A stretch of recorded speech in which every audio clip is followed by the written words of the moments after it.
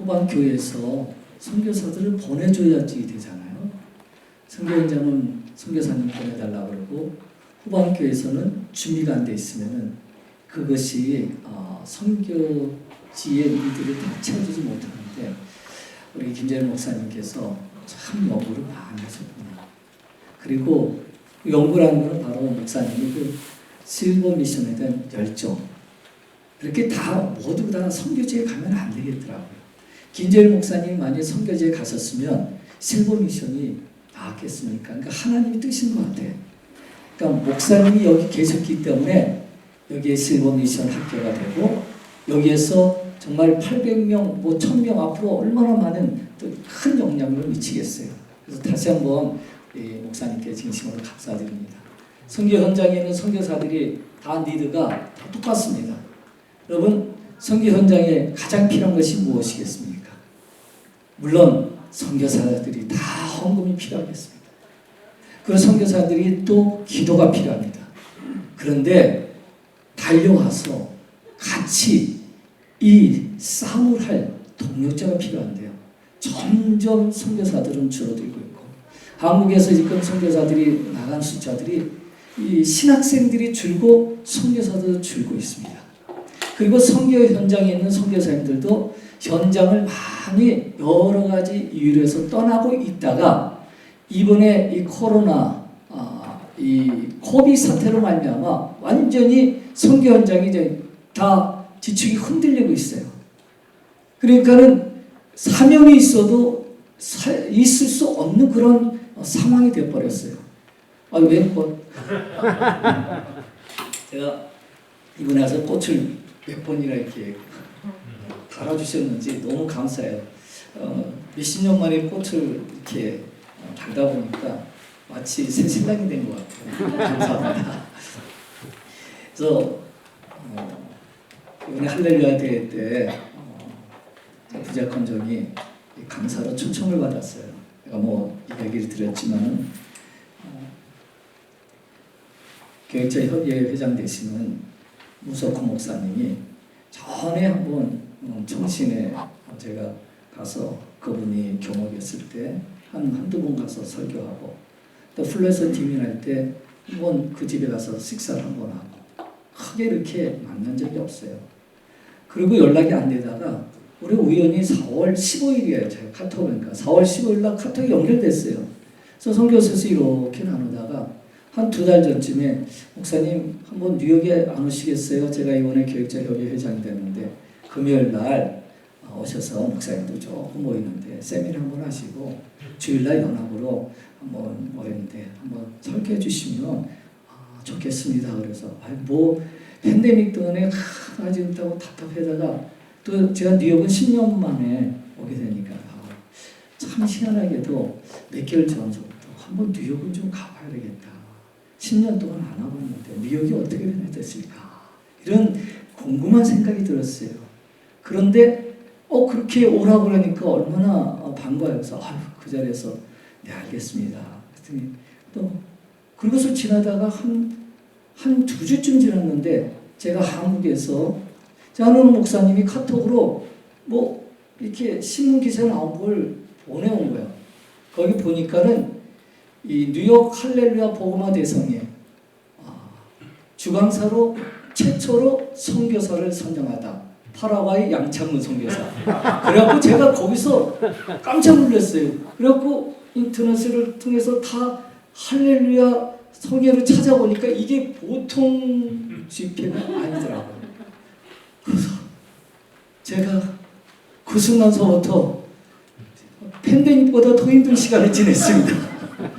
제가 이거 가야 되나 말아야 되나 가야 되나 말아야 되나 그런 갈등을 엄청 겪었어요. 문 목사님이 확실하게 우리는 이런 대회입니다. 이렇게 뉴욕에서 중요한 대회입니다. 그리고 그걸 자세하게 설명 강사는 이런 분이 오셨습니다 하면은 제가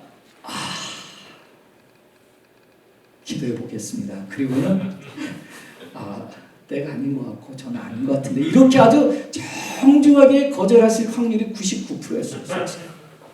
그런데 어떻게 이제 그렇게 되고 이미 신문에 다 나오고 그래갖고 제가 주일날까지 끝나고 너무 오늘서부터 내 자유입니다. 너무 행복한데 우리 김경렬 목사님이 계속해서 몇 번을 저한테 카톡을 하시면서 이 실버 미션이 학교가 오는데 이것 좀 참석했으면 좋겠다. 근데 제가 한 20년 전쯤에 시카고 펠로십 교회 가서 실버 미션 거기 이미 20년 전부터 진행이 됐어요. 그래갖고 거기에서 한번 특강을 한 적이 있습니다. 그때 야 이분들 대단하다. 그리고 제가 아는 장로님 그때 장로님인데 그분이 이 음악을 해요.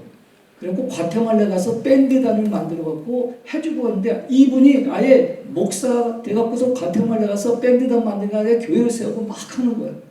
그 열매를 제가 그때 봤어요. 20년 전에 그 모습. 그 얼마 전에 저하고 카톡이 연결됐는데 그냥 얼마나 뜨겁게 하시는지 몰라요. 연세가 한 80세 가까이 됐었을 거예요. 그 열매를 제가 봤는데 우리 김경렬 목사님이 실버 미션 학교에 좀 와달라고 하는데 제가 너무 감사하면서도 오늘 힘이 들어갔고 이제 쉬고 싶었어요. 왜냐면 제가 토요일 날 첫 집회하는데 1시간밖에 못 잤어요. 금요일 날 그 세미나하고 1시간밖에 못 자고 잠을 잘 수가 없었어요. 1시간밖에 못 자고 또 주일날 교회 가서 설교 끝나고 가고 와서 조금 30분이라도 좀 누웠다가 집회를 가려고 했다가 눕지도 못하고 혀가 잘 안 돌아가는 상황 속에서 가는데 그 뉴욕장에 들어가는데 안내원들이 쫙 보더니 달려와서 사진 찍자고 그러니까 사진 찍으니까 다른 분들이 오고 사진만 찍고 다니다가 끝나고 나니까 또 계속해서 사진 찍고 저거 하고 배가 고파갖고 밤 12시 반에 뭐 어딘가 그 순댓국인가 하는 데 가서 밥을 먹고 내가 이러고 다녀야 되나 좀 남들이 보기엔 좋아 보이지만요 전 너무 힘들고 오늘 드디어 해방이 됐다 했는데 김경렬 목사님이 말씀하시는데 제가요 김경렬 목사님이 형님인 김재열 목사님 이게 이름이 비슷하더라고. 김재열 목사님은 제가 전에 남미에서 같은 교단이잖아요. 그리고 페루의 마추픽추 그때도 거기 남미에서 그런 제 교단에서 무슨 선교됐을 때 오셨어요. 그리고 또 뉴욕 중부 장로교회 때 그때 한 15, 16년 전이었을 거예요. 정확히 안 나는데 한번 제가 또 왔었거든요. 그래서 한번 얼굴 뵙고 인사 좀 드리고 가야지. 당연히 새까만 후배가 와갖고 인사도 안 드리고 가면은 목사님 다음에 저를 어떻게 보시겠어요? 그래갖고 제가 인사를 드리러 왔는데 깜짝 놀랐어요. 저는 옛날에 그 교회로만 생각했거든요. 도노데카는 목사님께서 여기서부터 이 교회가 이 중부가 이제는 센트럴을 받겠다고 해서 쫙 됐는데 완전히 이건 대학 캠퍼스 같은 아니 천지개벽이 이렇게 일어나다니. 근데 목사님 보니까 11년 전에 그 모습과 똑같아. 저만 그냥 확 변하고 목사님은 더 젊어 보이세요. 조금 불공평한 것 같아요.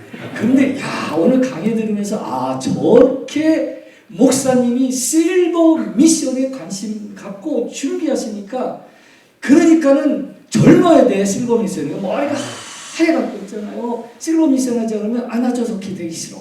그러니까 제가 청년 젊은이 어린이 사역하거든요. 근데 요즘 전에는 제가 그래도 젊어 보였는데 그래갖고 이번에 머리가 하얘 50대부터 하얘졌는데 오기 직전에 아니라 염색을 착 하고 그리고 젊게 보이려고 발버둥 치며 왔는데 제가 목사님 되니까 꼬리를 내려야 돼요.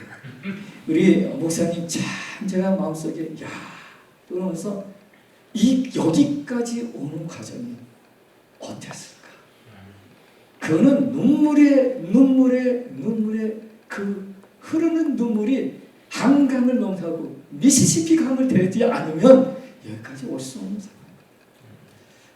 이거 지금 실버 미션에 대해서 얘기했지 김재일 목사님이 하신 거에 대해서 제가 얘기했지 좀 팔아가야 되겠지 저도 잘 몰라요. 지금 우선은 와서 정신을 차려야 되는 게 제가 이 완전히 지금 모든 게 혼동이 돼 있어요. 파라과이에서 막 정신없이 뛰다가 3주 전에는 저희가 인디언 추장들을 모아서 전국의 추장들 미션 영화에 나오는 그 인디언들 과란이족 그 과란족이 어떻게 되는지 모르시잖아요. 그런데 그 과란이족이 파라과이 원주민이고 그들을 인디언들을 선교하다가 여러분 성교 가면 퍼지잖아요. 나눠주자니 인디언들 불쌍하잖아요. 그러니까 주고 이렇게 갖고서 흘러갖고 열매가 하나도 없는 거예요. 주님께서 원하시는 것은 그 무성한 잎이 아니라 변화된 열매, 변화되는 그 열매를 봐야 되는데 저희도 4년 동안 계속해서 갖다 주고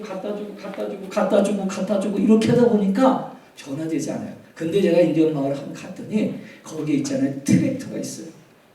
미국 선교사들이 거기다 트랙터에서 배를 몇건 다 하는데 그 속에서 떠나고서 다 녹아. 그리고 그냥 옛날처럼 사는 거예요. 근데 이들을 선교 4년 하고 해서 이렇게 살면 안 돼요. 이들을 어떻게 변화시켜야 되느냐. 변화되는 거는 뭐냐면 지도자가 변화돼야 그 부족이 변화될 수 있다. 그래갖고 지도자를 변화시키라. 그래서 주님이 주신 그 지도자가 뭐냐. 주장이다. 주장을 변화시켜고 부족을 변화시켜라 해서 에스콜레 데 살리데나티보 에델인 첫 차례 인디언 지도자 훈련 학교 그래갖고 전국에서 인디언 주장들을 모으는 작업을 하는데 놀라운 역사를 하나님 하셔갖고 100여 명 그게 한 17,000~18,000명의 인디언들 그들을 갖다가 훈련시켜 강력 훈련시키는 해서 23회까지 인디언 주장학교를 했어요. 그것까지 딱 팬데믹 되면서 할 수가 없잖아요. 그리고 나서는 그 인디언들 오면 가난해요. 선교사님 와서 도와주세요. 그래갖고 그 트럭에다가 구워 식량 키트를 잔뜩 싣고 가서 나눠주고 저게 100여 명 추장들이 아니 뭐 더 많거든요. 왜냐면 매일 온 게 아니니까 또 저기 어떤 추장은 22번 왔지만 어떤 추장은 15번도 오고 그러니까 이 마을 갖고 저 마을 갖고 한 10마을씩 다니다 오는데 저기 가주면 또 이제 자기 마을 아느냐. 근데 인디언 마을이 들어가면 이 동네에서 왜 가는 게 아니에요. 여기 뉴욕에서 뉴저지 가는 것도 되게 힘들잖아요. 뉴욕에서 뉴저지 가는 게 아니라 뉴욕에서 아마 몰라도 시카고 정도 가는 정도의 그 각오 아니면 인디언 마을은 들어갈 수 없어요. 왜냐면 거리가 문제가 아니에요. 길이 제대로 없습니다. 근데 그 마을들을 가서 그들의 필요를 나눠주고 또 복음도 전하고 심지어는 지금 1:1 제자 훈련 추장들을 모아놓고 앉아서 여러분 공부하는데 이런 자세를 하면 저희는 못해요. 딱 있어요. 대학교 강의처럼 딱 앉아갖고 공부하면서 이거를 해야 돼. 적지 않으면 안 되는 거예요. 그렇게 하면서 하루 종일 공부를 시키는 일을 하다가 4번을 갔다 왔어요. 이 팬데믹 작년 3월 10일서부터 팬데믹 시작되고 지지난 8월 말까지 하고 그리고는 돌아와서는 이 집회 준비하고 가서 뭘 어떻게 되냐. 제가 목사님들 제가 설교할 수도 없고 아니 이거는 보고만 대회 때 또 선교사 간증만 할 수도 없고 제가 뭘 어떻게 되는 거예요. 설교를 해야 되는지 간증을 해야 되는지 이거를 어디다가 포커스를 받아야 될지 모를 주님 살려달라고 너무너무 힘들어. 그러고 겨우 살고 가는데 지금 제가 이 자리에 서 있으면서 뭘 또 얘기해야 될지 모르는 거예요. 우리 김재일 목사님은 너무 이론적으로 잘하셨잖아요. 그렇다고 제가 파라과이 망한지만 아니 실버 미션 학교에 뭐가 또 파라과이 얘기하다 가나. 그렇다고 제가 지금 또 목사님이 이론적으로 너무 잘하셨는데 그런다고 제가 또 뭘 얘기해야 되나. 이런 갈등 속에 와서 지금 뭘 해야 될까 지금 좀 생각하고 있는 거예요. 이해가 되셨어요? 자, 그런데 이제 그러면 여기서 보내는 분들의 입장에서 목사님이 잘 말씀해 주셨어요. 근데 제가 거기 키포인트 딱 제 안에 들어온 것이 뭐냐면 여러분들이 가셔서 어떤 사역을 하냐도 중요하고 그런데 중요한 게 어떤 자세로 가냐가 더 중요해요. 여러분 선교지에서 선교지에 있는 선교사들은 대부분 연령층이 여러분보다 다 어릴 거 아니겠어요? 그렇죠? 대부분이 안 그런 경우도 있겠지만 우리 제 선교사 같은 경우는 온 사람도 다 동생이 좀 되겠지만 일반적인 선교사님들이 50대 뭐 60대까지 온다고 대부분 여러분들이 동생 나이일 거예요. 그런 데 가면은 우리 한국 사람이 갖고 있는 정서적인 거는 연장자라는 개념이 있잖아. 어른, 형님. 우리는 주민등록 너 한 살만 내가 형님이야. 이렇게 나가는 거잖아요. 그게 우리가 갖고 있는 문화의식이 있어요. 뭐 미국에 수십 년 살고 뭐 어느 나라 가도 상관없어. 저는 파라과이 44년을 살았거든요. 그리고 현지인 선교를 제가 인디언 선교에서 37년을 했어요. 근데 그거는 상관없이 그대로 가고 있는 거예요. 그냥 무덤까지 가는 거예요. 근데 그게 나도 모르게 이렇게 공부하고 닦아고 하는데 정상적으로 모든 게 순서 잘 갈 때 모르지만 선교 현장에 있어서는 뭐냐면 여러분들이 생각하는데 반대로 가는 게 99%가 보면 돼요. 확 뒤집어져 갖고 가는 상황에 여러분들이 이 안에서 누르고 나는 이렇게 해야지 이런 각오하고 배운 대로 해야지가 되겠어요? 그거는요 이론이에요. 가면은요 이 안에 있던 게 훅 다 나와서 그냥 난리 나는 거예요. 난리 나요. 그러면 선교지에는 선교사님들은 왜냐면 어린 청년들이 오고 막 그러면 야 임마 야단치고 그게 아니야 막 근데 이게 안 그러죠. 장로님 이렇게 말해야 되고 권사님 이러는데 그런데 아니 그러시면 안 되죠. 그러면 내 목사님 선교사님 그러지만 이 마음속에는 벌써 상처가 되는 거예요. 여러분 목사님 말씀하셨잖아요. 아니 요거 뭐까지 떠나왔는데 뭐게는 못 떠나. 그럼 선교지는 거기에 못 떠나. 여기만 인가 다른 데 가면 되지. 28,000군데 선교지에서 선교사님이 오라고 그러는데 여기 가면 내가 못 가? 에이 이거 몰라 문 닫고 가라. 아니면 다른 선교사한테 가면 되지. 선교지 가면요 거기에 선교사님들이 있잖아요. 뭐 50명이고 100명이고 있잖아요. 그러면 거기서 선교사 만나면 여러분이 만약에 A라는 선교사님하고 같이 팀 선교를 갔는데 다른 분이 그거 나도 필요한데요. 그 선교사님보다 우리가 더 필요해요. 그리고 만나는 거예요. 이렇게 만나고 저렇게 그러면서 살살 들려오는 말은 좋은 말도 들려오죠. 그러나 우리는 있잖아요. 재미나게 말할 때는 남의 말을 할 때가 더 재미나지 않아요. 그러니까 선교사님들이 나한테 부정적인 말들을 들을 때 보면 내가 이거 지금 얘기 왜 했지? 이러고서 내가 뭔가 갈등이 생기는 거예요. 이게. 그러면 그 선교사님 모르시겠어요? 그 선교사님이 왜 모르겠어요? 누구랑 만나면 이미 무슨 얘기를 들었을 거라는 거냐? 이거는 다 알아요. 우리가요. 다. 그러면 이제 자유인이 되는 거야. 내가 그 선교사님을 가서 사역을 하겠다고 가고 교회에서 파송을 받고 가지만은 거기 가서는 이러한 사정에 의해서 제가 이 선교지에서 이 선교사님 못하고 다른 데로 옮겨갈 수 있겠습니다. 이렇게 가요. 그러면은 이것이 뭐가 되냐면 선교사들 안에 갈등의 구조. 그리고 내가 갖고 있는 재능을 정하는데 이 재능이 마치 뭐냐면은 갑이 돼요. 갑. 그리고 선교사님들이 줄 세우는 거, 내가 너 다 먹고 하잖아요. 그러면 내가 거기 가. 저 선교사 나 실은 저기 가. 이렇게 나가는 거. 그러니까 이거는 뭐냐면 선교지에 와서 베풀고 섬기는 것이 아니라 어떤 때는요 선교사님들은 갈등을 얻고 또 상처를 줄 수 있어요. 또 미국에서 오셨잖아요, 여러분. 미국이라는 나라의 백그라운드 목사님 말씀하셨잖아요. 미국의 백그라운드를 갖고 왔잖아요. 요새는 독수리가 약간 당나귀처럼 변하고 있지만 그래도 일단 우선 영어도 하시잖아요. 뉴욕에서 왔잖아요.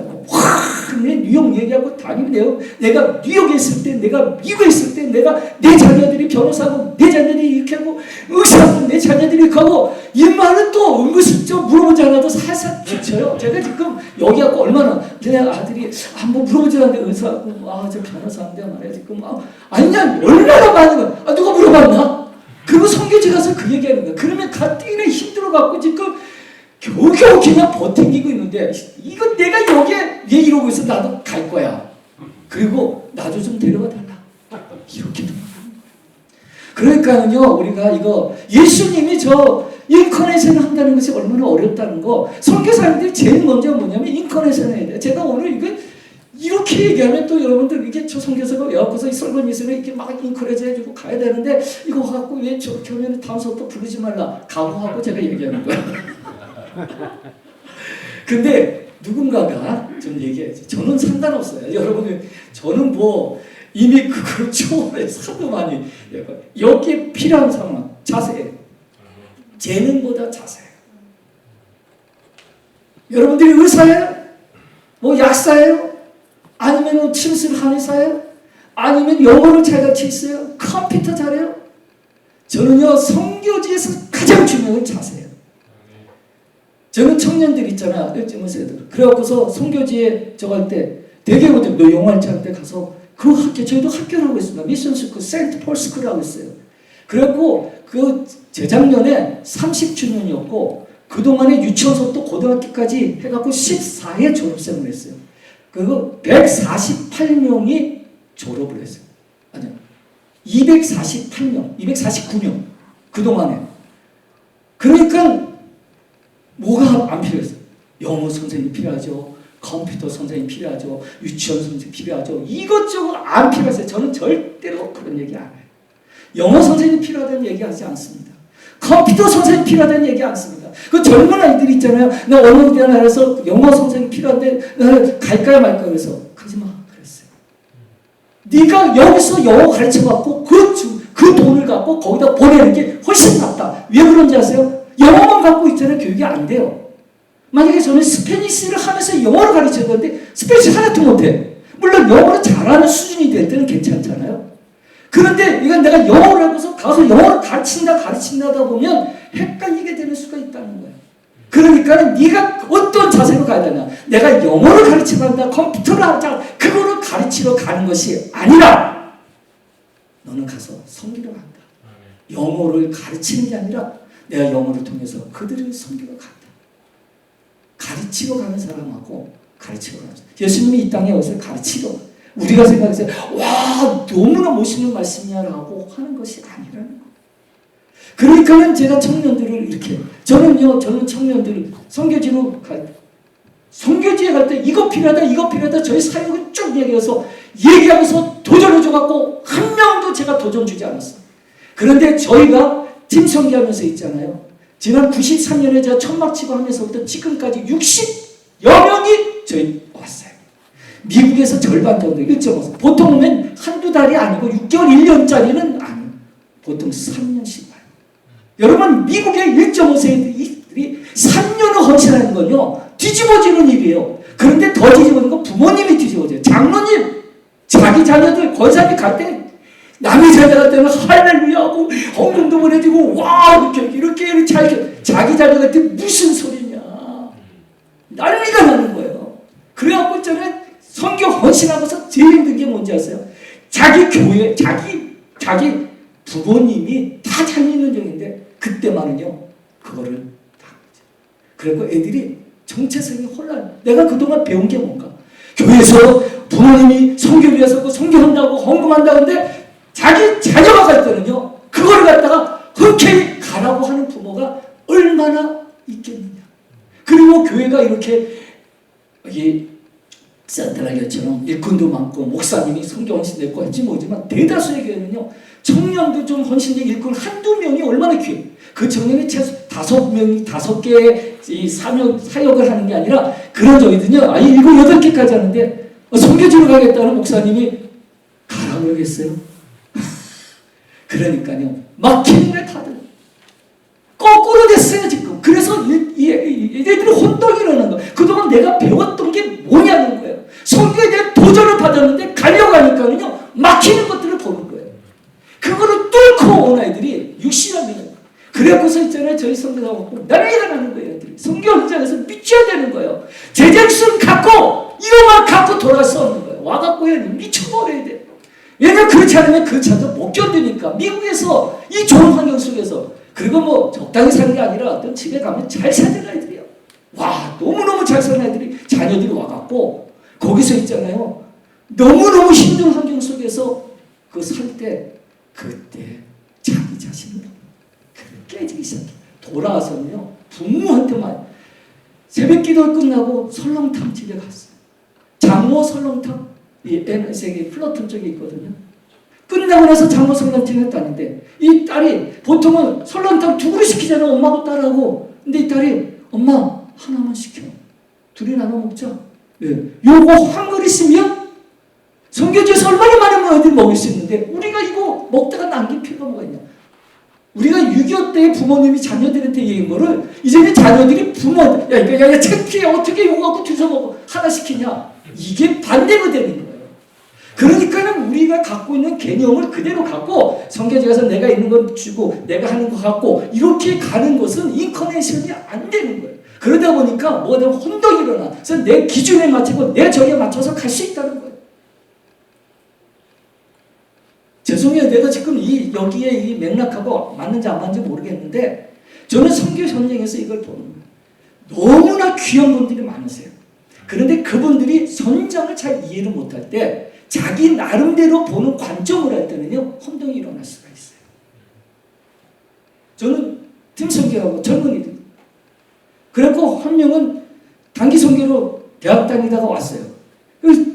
뭐라고 해서 그 보고 비전을 받았어요. 그래갖고 내 인생을 번쩍했다. 바이올렛 졸업하고 왔어요. 그래갖군요. 지금 몇 년째 생각하면 14년째. 그 한 자매는요. 한국에서 고대법대 나오고 사법고시 준비하다가 저희 어떻게 해서 저하고 전화통화도 했어요. 그냥 전화로만 30분 얘기했어요. 그 집에 성신하고 달려왔어요. 그래서 3년 헌신했어요. 그 다음 1년을 더 하겠대요. 그래서 지금 10년째 하고 있어요. 여러분 이게 있잖아. 이게 저거지 아니야. 선교지에서 둘 중에 하나예요. 예수님께 믿지 않으면 그냥 미쳐버려야 돼. 못 견디는 거예요. 싸움 속에. 혹시 이번에 집회에 오신 분들이 계실지 모르지만 제가 과정을 쭉 적으면서 그 과정 속에 정말 선교사의 그 안으로 들어가면 들어갈수록 어떤 고통을 겪나면 너무나 절실히 그렇기 때문에 저는 1984년 7월 1일 날 제가 선교했던 아순시원 장로교회 그 우리 KPC 그 총회장이었던 김재철 목사님 제 손을 딱 붙잡고 조그만 나무 집에 가더니 그때 전도사였거든요. 2주 후에 여기에 교회를 세우라. 근데 저를 갖다가 선교사를 보내겠다는 거예요. 2주 후에. 그리고 제가 그걸 순종하고 그때가 1984년 7월 1일 37년 전서부터 선교를 했어요. 꽃다운 나이. 제 인생을 그때서부터요. 이야 상상할 수 없는 일들. 그런데 그때 배운 거예요. 그때 배웠어요. 첫째, 2주 만에 나가랄 때 순종했다. 제가 얼마나 그때 안 나갈 이유가 얼마나 많겠어. 저도 나름대로 이론을 내갖고 목사님 때 얘기할 수 있는데 그 이론을 딱 해치고 딱 하나 순종했어요. 목사님 하라니까 한 거였어요. 그리고 가서 포기하고 싶은 순간이 얼마나 많았겠어요. 그런데 끝까지 포기하지 않고 가는 거예요. 그래서 놓치지 말라 포기의 손해야 돼. 놓을 수밖에 없는 수많은 싸움을 그거를 겪으면서도 끝까지 붙들고 37년까지 여기까지. 그러니까 여러분 제가 있잖아요. 다니다 이렇게 강의하다 저 솔직히 이런 거 잘 안 하려고 그래요. 제가 이거 하다 보면은 너무 힘든 거예요. 왜냐면 성경의 그 안에 있잖아요. 흔히 말하면 민낯 우리가 화장한 얼굴하고 그 정말 아름다운 그 배우들 있잖아요. 아이돌들. 그 민낯을 보면요 전혀 다른 얼굴들이에요. 가끔가다 그거 뭐 유튜브 떠오더라고. 그래서 그렇게 굉장히 이쁜 연데 그 민낯 보니까 와 이적이가 이적이냐고 완전히 이거는 변장 무장 완전 그렇게 되는 거예요. 이렇게 돌아가는 선교의 현장에 그 실상, 그 뜨거운, 그 아픈, 그 고통 그리고 자기 자신이 얼마나 아직까지도 십자가에 죽지 않은 내 모습 그리고 자꾸 비판적으로 보려고 하는 거예요. 가장 비판적으로 보게 하는 게 뭐냐면 현장에서 사역하는 선교사입니다. 그러니까요 선교사 입장에서는 이 실버 미션 올 때는요 이분이 만약에 잘 되면 큰 도움이 될 수 있지만 아니면 선교지 저기를 갖다가 완전히 이거를 무너뜨릴 수 있는 그 상황도 돼요. 왜냐하면 영향력이 있어요. 알아요. 뭐 좋아요. 그리고 또 그렇게 보는 눈이 맞을 수 있어요. 팩트가 맞을 수 있어요. 선교사님 이렇게 하면 안 된대. 이건 아닌데 이건 안 돼. 그건 맞을 수도 있어요. 그런데 그것을 통해 갖고 선교지 그동안에 20년 30년 이상 했던 선교지가 완전히 무너질 수 있는 가능성이 있다. 여러분 멀리 있는 사람들이 저런 게 아니라 가까이 있는 사람들. 그래서 저는 선교지 저거 할 때 선교사 3개에서 6개월짜리 받지 않아요. 제일 위험한 게 뭔지 아세요? 3개에서 6개월짜리 공동체 생활하잖아요. 처음에는요 은혜 받다가 나중에 살살 보이는 거예요. 문제 저 보이잖아요. 그렇죠? 그 6개월쯤 되면요 완전히 모든 것 잘못된 것만 쫙 보이는 계속해서요. 그거는 있잖아요. 그러고서 떠나는 순간 완전히 비판의 눈으로 볼 수 있어요. 그런데 그래서 저희가 그런 걸 안 받아요. 1년 지나고 2년 지나고 3년 지나면요 그 비판의 눈이 자기가 돼. 자기가 그때 막 했던 것이죠. 그러니까 저희 선교지 올 때는요 한국에서 미국에서 나름대로 정말 순장 간사 뭐 했던 저기들 있잖아요. 수백 명을 자기가 리더했고 자기가 인도했고 별의별 저기들 다 왔고요. 저를 맞아. 근데 네가 이 선교연자 인커네이션 돼. 너가 만약에 현지인들 되었을 때 걔네들이 갖다가 얘네 얘 이렇게 하지, 얘 교회에서 이렇게 하지, 얘 저렇게 행동하지, 얘 저렇게 그래. 그런데 언어도 되고 그들의 문화를 한번 생각해. 그들 집에 한번 가봐라. 빈민촌 빨아가 얼마나 나시는 100도는 기본은 넘어가는 거야. 그런데 그 집에 가면 있잖아요. 방이 2개 정도밖에 없는데 거기에 몇 명이 사는지 해서 7, 8명, 10명이 살아요.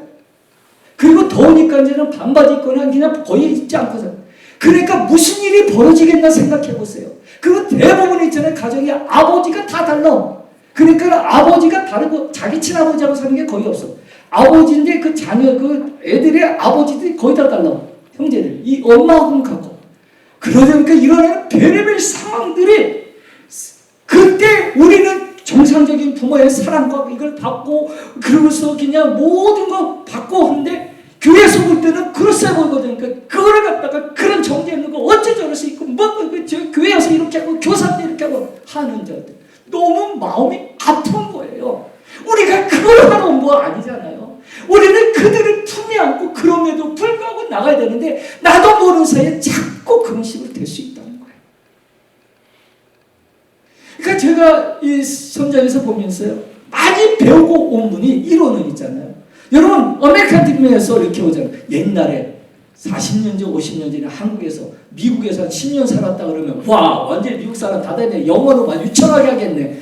대단하게 보잖아요. 여러분 지금 20년 30년 40년 사셨잖아요. 내일 가게 하고 라운드 지금 있잖아요. 40년 돼서 영어를 어느 정도 되겠나. 아이 이건 이제 다 알아. 근데 옛날에는요 미국에서 10년 살았다 그러면 그냥 완전히 미국 사람 수준으로 보는 거예요. 그거 우리가 그렇게 생각을 한 거지 실제는 아니라는 거예요. 그리고 우리가 선교사님들 보면 여기서 이렇게 강의하고 또 선교사님도 와갖고 막 영상 보여주고 하면 와 그런데 가서 보면 그거 아니네. 이러네. 그거네. 그러고서 자꾸 있잖아요. 그런데 그렇게 말씀하시려면 딱 하나 있어요. 그 선교사님 30년 사역했잖아요. 여러분들이 거기 자리에서 30년 하고 나서 지나고 나서 말하시는 자격이 나와요. 근데 3개월하고 1년하고 나서 30년을 이러면 안 되죠. 근데 누가 30년하고 언제 하실 수 있어요? 이미 저 위에 가 계실 텐데. 그러다 보니까 자세가 중요해요. 자세. 그 자세가 어떤 자세로 하냐에 따라서 너무나 지금 목사님이 강의하신 그 내용이 엄청난 포텐셜이 되는 거예요. 저희도요 젊은이 선교사들이 맞아요. 단기 선교로 왔다가 거기서 현장에서 변화되는 거. 저는 이렇게 나오면 있잖아요. 제 1순위를 제가 만나고 2순위 만나고 3순위 만나는 순서가 있어요. 뭐냐면 1순위가 뭔지 아세요? 청년들이에요. 청년들이 걔네들에게 불을 붙여갖고 선교에 대한 꿈을 주고 현장에 달려가게 하는 게 두 번째는 뭐냐면 중보기도자예요. 왜냐면 중보 기도자는 현장에 가 있지 않지만 기도로 현장을 갖다가 다니고 있어요. 중보. 그분들. 그러니까 정말 중보 기도자는 그 영혼들에 대한 사랑하는 마음이 없으면 중보 기도를 못해. 그 마지막으로 세 번째가 목사님들. 네 번째는 그 다음에 장로님들, 권사님들 참. 근데 제가 이렇게 보니까 그 순위 안에 이제 좀 앞에 실버 미션을 좀 주문하더라고요. 와, 굉장히 열정이 있어요. 그런데요, 제가 이거를 보면서 저희도 선교사님 필요합니다. 실버 미션에 저희도 영어 선생님 필요하고 컴퓨터 선생님 필요하고 이거 다 필요해요. 그런데 제가 지금 선교사 많을 때는 19명까지 있었어요. 팀 선교. 미국에서 제가 어느 교회에서 청년부 가서 한번 설교했는데 그날 밤에 3명이 선교 헌신자였어요. 한국에 한 번 가고 한 달 동안에 그 6명의 헌신자가 나와요. 다니면은 하나님 저 하는데 그리고 나서 지금은 2명밖에 없어요. 조금 아까 얘기했죠. 14년하고 그다음에 12명. 근데 그런 선교사가 젊어. 아직은 30대 초반. 그런데 제가 있잖아요. 60세 넘은 우리 할아버지나 우리 권사님들 선교사님 초청해갖고 야 이분들 오신다. 이분들이 와서 또 그럼 첫 번째 언어부터 배워야 돼. 옆에서 누가 도와줘야 돼. 다 그거 모르면 다 도와줘야 돼. 얘는 컴퓨터 100%만 할 줄 알지 다른 건 못해. 그렇지 않아요? 그것만 하지 나머지는 90%는 다 도와줘야 돼. 그러니까 10%돈 주고 90%돈 받아야 되는 상황이에요. 그러다가 조금 몸이 아프잖아요. 그리고 선교진 여기는 환경이 좋은데 선교진은 있잖아요. 너무 열악하고 이거 힘들어요. 아팠다 그러면 병원에 저가고 해야 되고 다 하시더라고요. 그거 안 해주면 시험에 들고 또 스트레스 받고 막 그러고. 그러니까 여러분들이 지금 이 부분에 대해서 생각을 하시라는 거예요. 정말 선교지에 실버 미션을 오시면 돼요.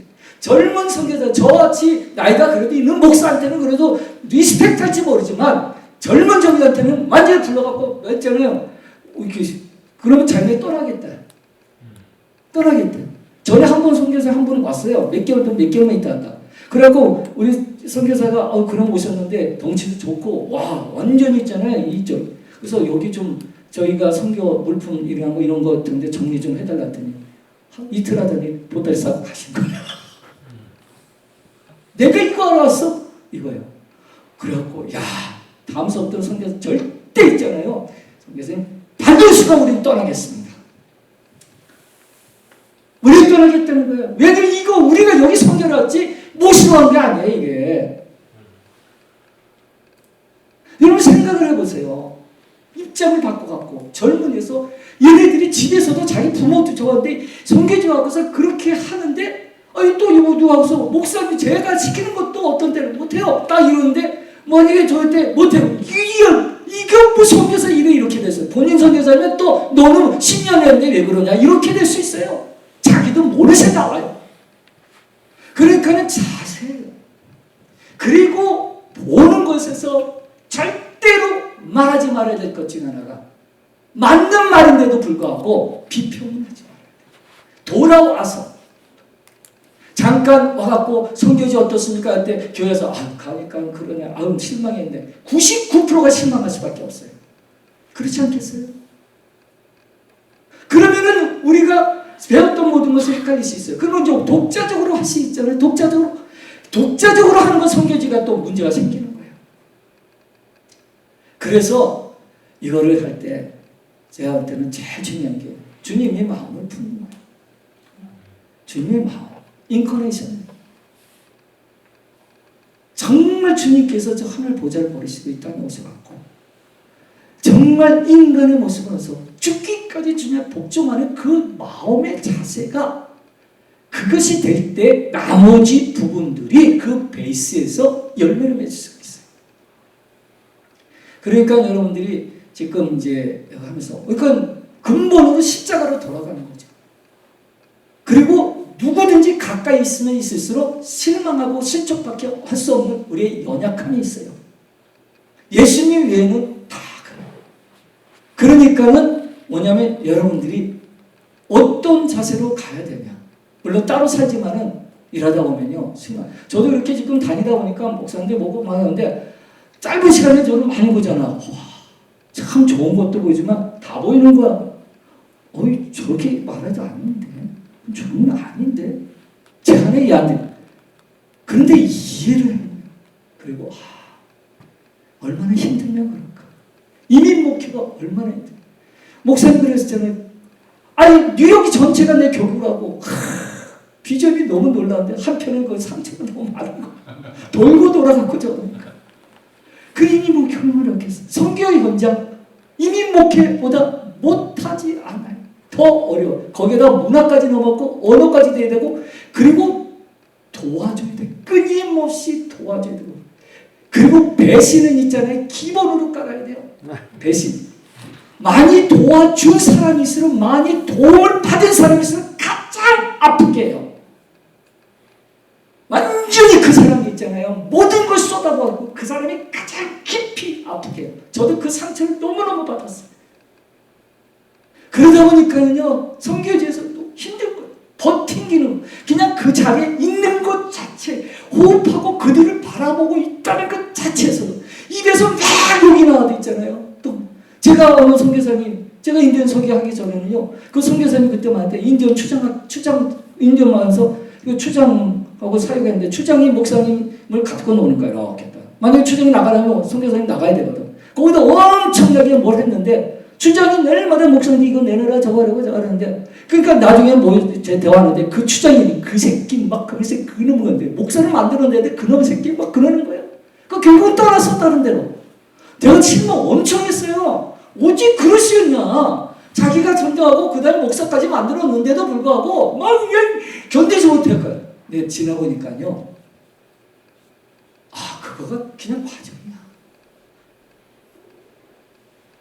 이 성교의 그 저기가 안으로 들어가면 들어갔어. 여러분 이미 30년 40년 지내고 아메리칸 드림 갖고 왔다 여기 얼마나 힘들어요. 그동안 수십 년 동안 살았다가 이번 팬데믹으로 완전히 무너져갖고 그냥 다시 있잖아요. 초토화돼서 다시 시작해야 되는데 이제는 전 옛날처럼 열정도 없고 몸도 따르지 않고 이러고 끝나는 거예요. 얼마나 힘들어요. 그러니까 이 부분에 대해서 이제 저는 뭐 이론적으로 제가 할 수 없고 받는 리시하는 입장에서 선교사님들이 어떻게 이 말은 안 해요. 왜냐면 이 말을 하면은 그 선교사한테는 안 가. 왜 그런지 아세요? 아, 저 같아도 그렇지. 저렇게 하는 것보다, 선교사님 오세요. 우리 컴퓨터 저한테 필요하고, 뭐 이거 필요하니까 다 오세요. 그러는 거야. 그리고 적당한 선에서 선교 잠깐 이렇게 가요. 근데 저는 선교는 이 심령을 주님의 심장으로 품고 그들을 대하지 않으면 실제 스킬을 가르치러 가는 게 아니에요. 우리는 내가 하는 걸 가서 뭐 하나 얻고서 주러 가는 게 아니라는 거예요. 내가 내게 있는 것은 내게 주노니 금과 은이 아니라 그 안정되게 손을 잡아 일으키는 건데 그 손을 잡는 게요. 제가 생각해 봤어요. 보통 이제 나사렛 예수 이름으로 일어나 걸어라 말하잖아요. 그래 일어나 걸었다 이렇게 생각했잖아요. 근데 제가 곰곰이 생각했어요. 어떤 분들이 그 잠재 집회하는데 예수 이름으로 앉은 명인데 일어나 걸어라 하셨는데 못 일어나니까 믿음이 없네. 그렇죠? 그런데요 많이 손을 잡았잖아요. 있죠. 손을 잡고 그러면서 일어나 못 일어나니까 내가 믿음이 없는 거야. 내가 그리고 이 손을 안 놓는 순간 있잖아요. 저는요 같이 앉아갖고 앉으면 주저앉아 있거나 그렇지 않으면 이 손을 떼게 해서 방법이 없어. 발로 차갖고서 빼야 돼. 이게 선교지에서 부들을 붙들고 일어나라는 거예요. 복음으로 예수 이름으로 일어나는데 붙잡은 순간서부터는 내 안에 고통이 오는 거예요.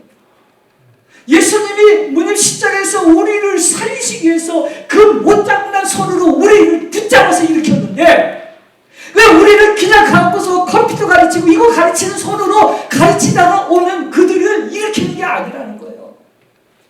우리가 그들을 갖다가 대학원 가고 목사 만들어 가는 게 아니에요. 제가 신학교 학장 가고 목사 많이 나왔는데 그것으로 변화되는 것이 아니라 이 한 영혼이 진정으로 변할 때 엄청난 역사가 일어날 수 있다는 겁니다. 그래서 여러분 이 자리에 모인 거 저는 너무너무 감사해요. 이렇게 이 순간에 공부하고 생각 감사해요. 그리고 정말 여러분 김재열 목사님 강연에서 도전 엄청 받았어요.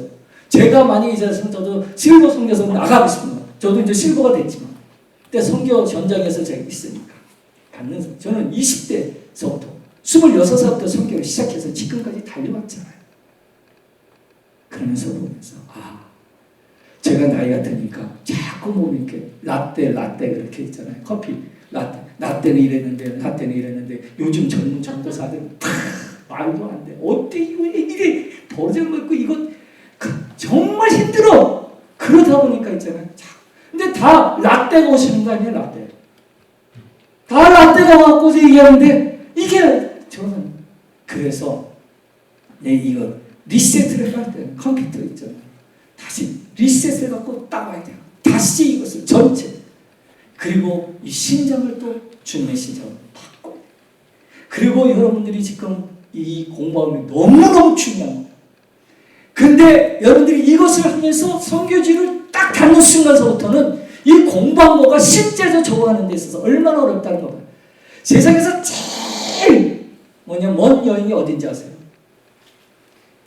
머리에서 가슴으로 아는 거하고 내가 이것을 내 가슴에 이거를 그걸 받아들이는. 두 번째로 먼 여행이 어땠어요? 내가 막 결단하고 그렇게 해야지 하고 가슴까지 받았는데 요 다리까지 가는 거 있잖아. 3사 이거 두 번째로 이게 있잖아요. 평생 가도 안 갈 수도 있어요. 선교 현장에서 이게 가갖고 여러분 여기서 딱 이것이 이거로 가고 여기까지 가는데 가자마자 도착하고 이렇게 될 것 같습니까? 저는 지금 37년 하면서 발버둥 치고 있어요. 발버둥 치고 있어. 제가 이번 강사를 보러 할 때 저거 못하겠다 그랬어요. 제가 어떻게 성교 부흥하고 뭐냐면 회복을 얘기할 수 있느냐. 제가 지금 필요한 사람인데 제가 필요한데 제가 그걸 외치라니까 저는 너무 힘들어서 왜냐면 토요일날 제가 새벽 4시까지 울면서 하나님 못하겠다고 했어요. 좀 못합니다 이거. 1시간밖에 자지 못했어요. 왜냐면 이거는 주님의 신장으로 가서 하지 않고서 입으로 갖고서 뭐 그렇게 하는 거 아니라는 거를. 그러니까 여러분들 선교가 무엇이냐는 거예요. 어떤 자세로 선교 현장에 가느냐. 뭐 선교 현장에서 뭐 몇 개로 교회를 세웠고 뭐 몇 명 갖고 뭐 숫자 있잖아요. 모든 숫자는요 다 그 의미가 없어요. 하나님이 아세요. 숫자는 그냥 하나님 그 신 작은 자 그 작은 자 하나님 작은 자를 들었어. 하나님 연약한 자를 들었어. 무지한 자를 들었어. 하나님은 큰 자를 그리고 무지한 자를 지혜로운 자를 약한 자를 강한 자를 부끄럽게 하시는 그래서 하나님이 그 영광이 드러나게 하는 거예요. 그러니까 우리가 갖고 있는데 내가 이거 할 줄 알아. 그러면 나는 이미 지혜로운 자예요. 나는 뭐 할 줄 아는 자고 들어가는 게 아니라 나는 그럼에도 불구하고 나는 아무것도 할 수 없습니다. 할 때 하나님이 사용하세요. 아멘. 자, 시간이 되었고요. 제가 그냥 간단하게 영상 하나 좀 보여드릴게요. 영상 1번 하나만 듣고 한 7분짜리니까 그거 보고 마친 거예요. 그냥 제가 사역한 거요. 그 그냥 영상 한번 보고 저한테 에어컨이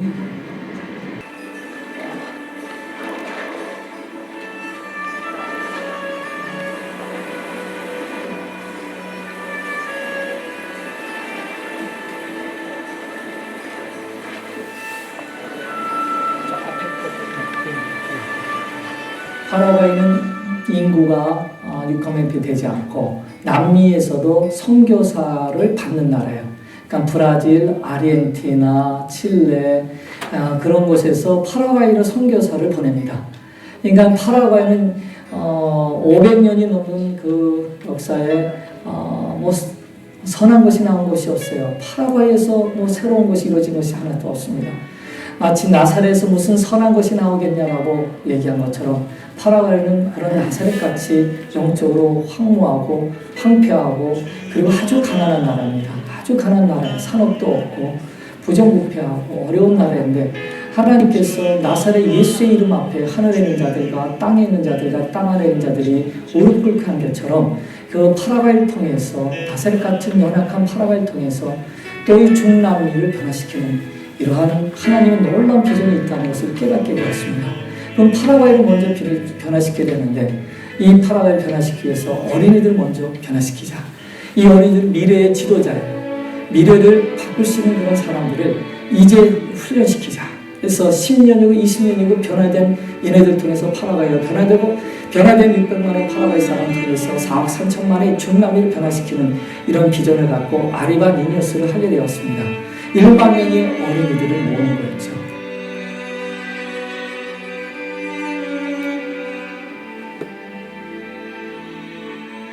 그러던 중에 사타니스트들이 어떤 괴계를 갖고 우리 이것을 막으려고 하는데 우는 사자같이 덤비면서 저희를 갖다가 삼키려고 하는데 이걸 위해서 중보기도를 해달라고 제가 사방으로 이제 다니면서 부탁하고 이메일로 이렇게 부탁을 했습니다.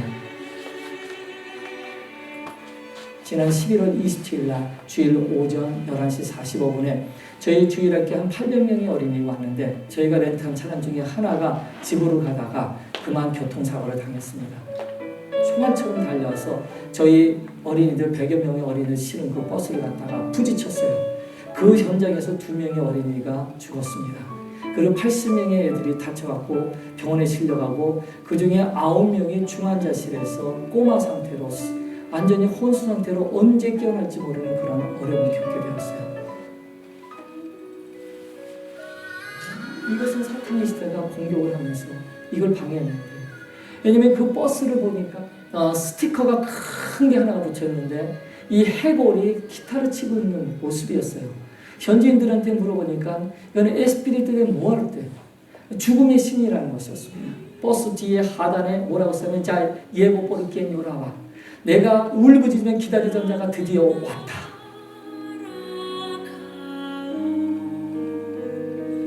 다친 아이들을 가족을 추천합니다. 알스테르 부모님과 와서 저희가 회복과 위로의 얘기를 드렸습니다.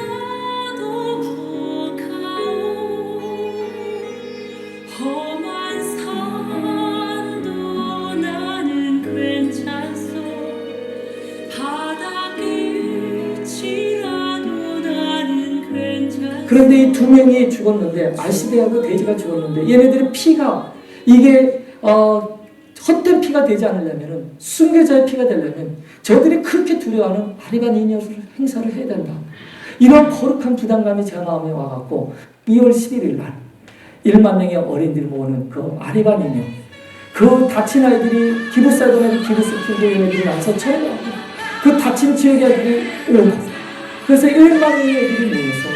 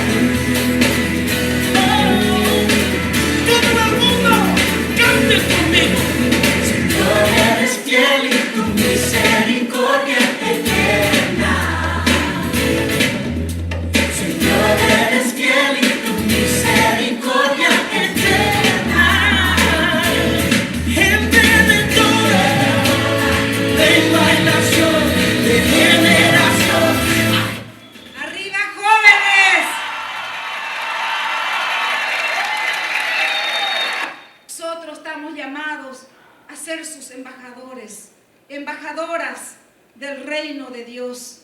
Seamos portadores de esperanza y elevemos la antorcha que ilumina el camino hacia la verdad, la justicia. Paraguay tiene jóvenes brillantes, comprometidos como son ustedes, queridos jóvenes. En sus manos está el cambio, porque Dios tiene un plan para ustedes. Están llamados a salir a presentar el Evangelio. Desarrollo, Escuela de Desarrollo Líder Nativo, Edelígera, Japeo Shamba, Abundi Escuela, Ambapo, más de 100 caciques, Acuana Oí Cacique Escuela, más de 13,000 caciques. Que hermanos, yo traje aquí la bandera de Paraguay, la sangre escrito, en medio blanco, con la sangre escrito uno perdonado, el corazón perdonado, la vida perdonada. Y luego último color azul. Eso significa avivamiento.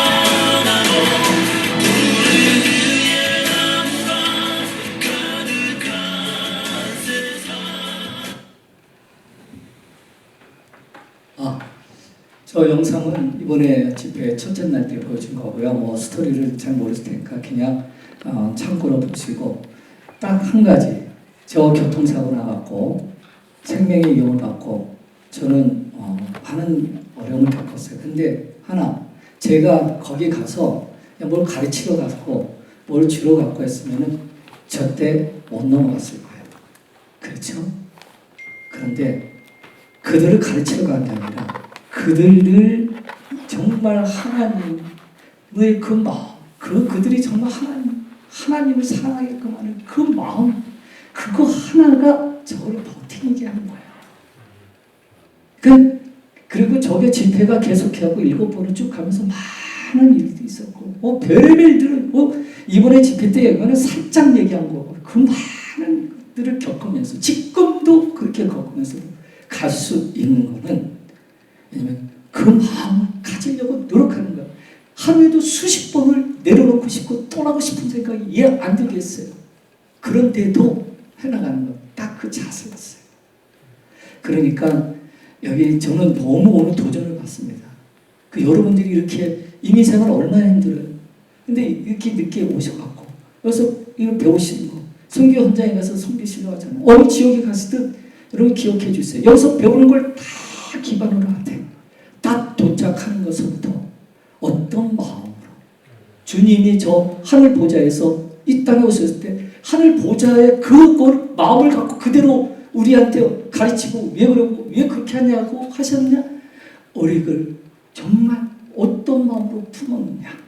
그리고 그 못자국난 손으로 일으키는 그 싸움을 하는 그것을 통해서 일어나라, 빛을 발하라, 여호와의 영광이 내 안에 임했다는 이것을 성교지마다 선포하는 하나님의 사람, 빛의 사자 될 수 있도록 여러분들 이 과정을 잘 배우시고, 특별히 존경하는 김재일 목사님, 정말 이것을 하나님께서 부르시고 헌신케 하고 본인의 선교 현장에 가지 못하는 이거를 여기에서 이 엄청난 자원이 실버 미셔너를 만들고 있다는 거는 진짜 하나님께 영광이에요. 그래서 우리 다시 다 같이 크게 우리 박수를 한번 하나님께, 또 우리 김재원 목사님께 한번 쳐주시죠.